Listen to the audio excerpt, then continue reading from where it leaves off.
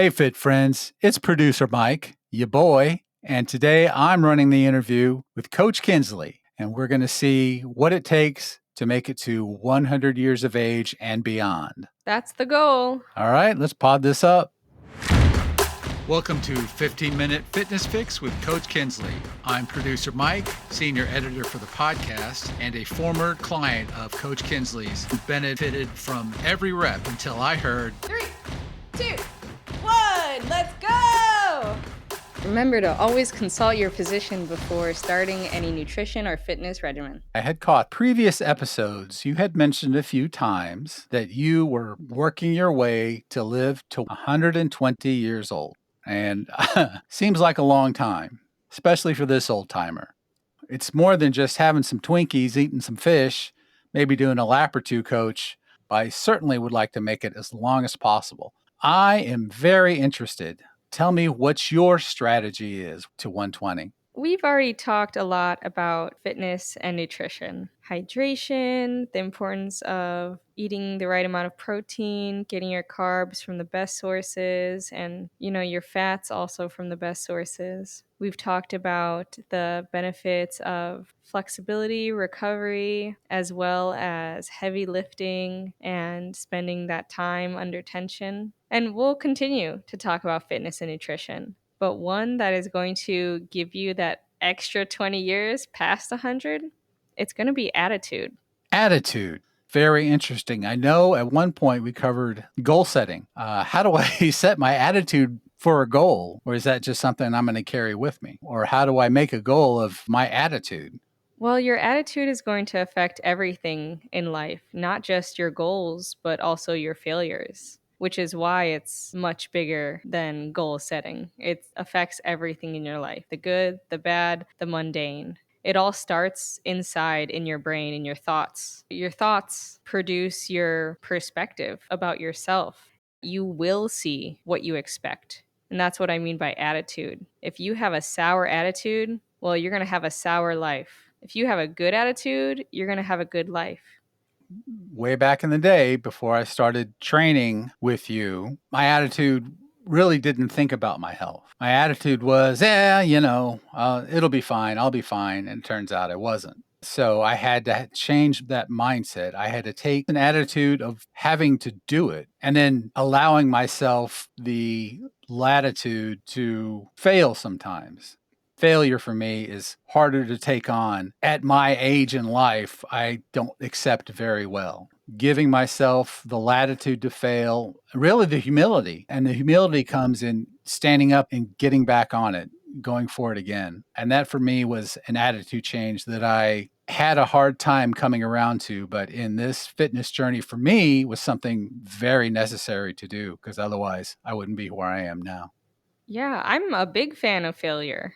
I like to say fail fast and fail forward. If you don't fail, you're probably not trying something hard enough. If you're always succeeding, then you're not challenging yourself. And early on my fitness journey with you, you kept adding weights and putting obstacles and telling me to do a bear crawl or push this thing. And at first the sled was, oh, I can do the sled. And then you kept knocking that resistance down with it. I'd watch that foot go down on that lever thing and, it was hard. And I failed at it for sure. But I kept going. I kept challenging myself because that's what I was there for. And having that attitude change, like you said, kind of just all the time now going forward. And the attitude of always, what did you say, failing forward? What I mean is that when you fail, you don't just stand back up and backpedal. Like you don't become afraid of the goal because you failed, but you fail and then you readjust and move forward still towards that same vision. I get that. The sled doesn't go backwards, and that foot's not going to lift up that gear to go back to an easier setting. It's going to stay down. You're going to have to dig deep. And that attitude for me was something that I had to learn. I mean, I failed at failing till I figured that out, if that's even a thing. No, I think that's definitely a thing, like, especially when it comes to the gym. You don't know your limits unless you test them. And I feel like a lot of people will stop short of the burn that it takes to really actually fail, like completely failing a lift. And that's where it's so valuable to have a personal trainer, is like you can add up the weights to where you literally cannot press it. You literally cannot squat it without someone coming in and taking, 20 pounds off of it for you, helping you complete that lift. I see it often in chest press, for example. Someone will grab a weight and they're pushing out 10 reps super duper easily. If I see that, if you're doing that in my session, I'm going to tell you to hit 15. And 90% of the time, they make it to the 15. And it's like, see, that's how light of a weight that you chose for yourself. Some of that is belief. Some of that is kind of dogging it because it's been a long day and you're like, "Oh man, I just want to take it easy today." And that's not what you're training for. I've been there too. And again, that is the benefit of having someone else there to hold you accountable. I have this thought often when I'm in a session, man, if I was by myself, I would have quit right now. So, if you are having that type of day, you got to call in the troops. You do not need to be alone in your fitness journey. 100% the reason to have a personal trainer. Before I started with Coach Kinsley, I was training myself, and I know I dogged it on days I didn't feel like it. I know I picked up a lighter weight. You don't get away with that. You don't get away with that with Coach Kinsley, No for way. sure. Out of here with your lightweight. I know where I've failed and changed my attitude. I've learned to fail forward. I'm now successfully failing because I know how to pick myself up and want to move forward as a habit instead of having to think about it now. But that took time, took a lot of time. Coach, tell me about an example in your training journey to where you're at now, at any point, where this was something that you had to kind of struggle with and move forward. And what was it, and how did you conquer it? There was a while there where I was really trying to slim down after bulking season. Bulking season's my favorite. So you spend time eating a caloric surplus, lifting heavy, putting on some mass. But then the season ends, and then you want to lose the fat mass that is on top of that muscle mass you gained to reveal the work that you did. And I had added 30-minute Stairmasters 3 times a week to my routine, expelling significantly more calories. I was not budging. I was staying exactly the same, and that was frustrating. That was failure for me. I came to realize it wasn't my output that had to be adjusted so much as my input. My weekends were destroying what I did Monday through Friday because I was having a good time. I wasn't measuring anything. I wasn't thinking about all that hard work I put in. So I was at this plateau at my own hand. So I was failing myself because I went willy nilly on the weekends and forgot my vision. Yeah, going pell-mell and willy-nilly on the weekends is not seeing those gains. I think, Coach, you had said maybe in the last few episodes, you said abs are made in the kitchen. Yes, they are.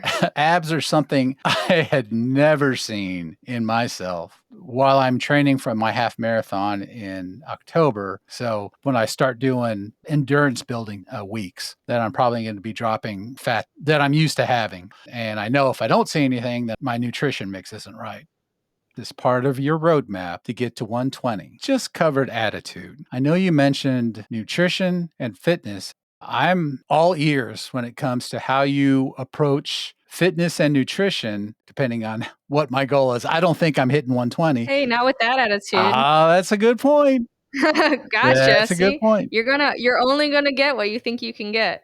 What do you think your fitness and nutrition look like as you get on down the road like I have? But the biggest things I would say, avoid alcohol at all costs. Your body processes it exactly like poison. It's not good for you. All tobacco products gone. Not even a thought. Not even around it. No hookah. None of that. Stay away from processed goods. Have your own garden. If there is a way that I can grow all my food, I would love to learn. And it's tough. It takes a lot of time, and like I can't right now, then just making sure you stay away from processed goods. Like really something that comes from the earth. That's always going to be a better bet. I'm building the habits now, but it's like I could be more serious. Like choose corn, not corn tortilla chips, Tasty. but processed. There's always room for improvement.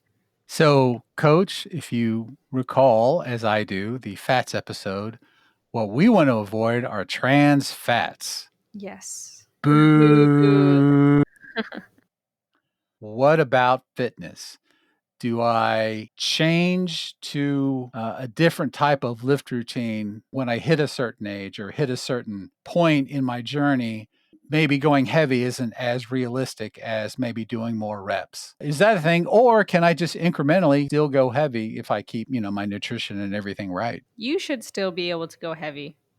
It's one of those things where lifting heavy should always be a part of your regimen, but you need to start early. Like, you can't wait until you're 80 and then pick up a heavy weight. Like, you need to maintain your resistance training. And this strength that you have is going to help maintain your bone density. Like, it all works together. You should be resistance training your whole entire life, but you don't want to neglect your cardiovascular system. So making sure that you are staying active every single day is really important. Now, it doesn't need to be a run, but definitely a walk. Get your steps in. Make sure you're not sitting all day. That's not good for your joints, not good for your posture, not good for your bones, and that's where everything starts at. Is skeletal muscle a thing that helps? I've seen that a couple places, but I'm not ever sure if that's even a thing or people making it up. What do I need to build to continue what I'm doing, or do I just keep on a regiment and stay with it? Do you mean skeletal muscle mass? Yes. So that's essentially all of your muscle mass.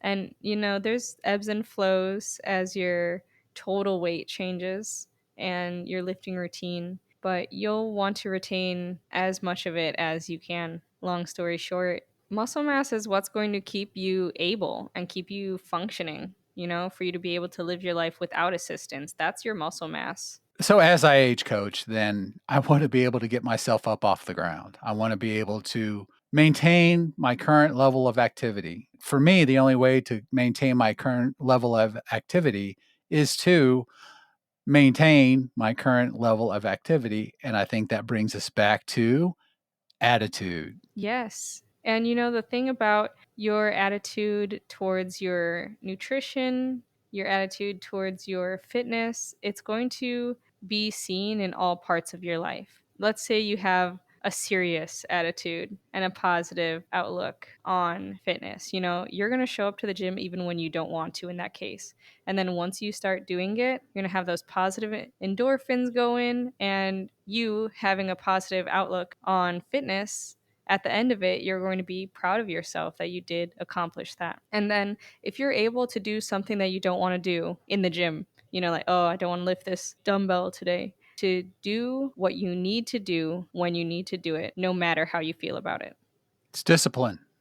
That's discipline. That's discipline. That might be my favorite word. I hear it. It's my favorite experience. Once you lock down your discipline, I swear it becomes easier. I promise. Things are so much easier after you have become disciplined about it. That's a great point, coach. Training with you, I learned to change myself from being goal oriented to being habit oriented. And having the habits will allow me to kind of meet whatever goal that I'm shooting for, whether it's training for bulk or training to cut or training to maintain. That's my goal now, not losing X number of pounds or being able to lift X number of weight. It's seeing it in the clothes I wear, in the energy I have, sort of all of it. That to me are the goals. It's a lifestyle change. And that was to me was an attitude change that I learned over time. Thanks, coach. I got you. Just like with that discipline, the habit makes it easier. So it's not a question, because now it's not something you need to think about. It's something that you do because that's your lifestyle now. All right, CK. Hit us with some highlights or just give us a little advice. To live a long life, stay active, eat natural, good foods, and have a good attitude about the world around you and about yourself. Does that mean I can drop the fish, coach? I don't know about all that. Stay tuned. Next episode, why you should eat fish. No, I'm kidding. We talk about that enough. Thank you so much for joining us today on 15-Minute Fitness Fix with Coach Kinsley. The fun doesn't need to stop here. Email me at coach@coachkinsley.com. You can check out my webpage, coachkinsley.com, and also find me on Instagram at, you guessed it, Coach Kinsley. Your girl. See you next week. Boom.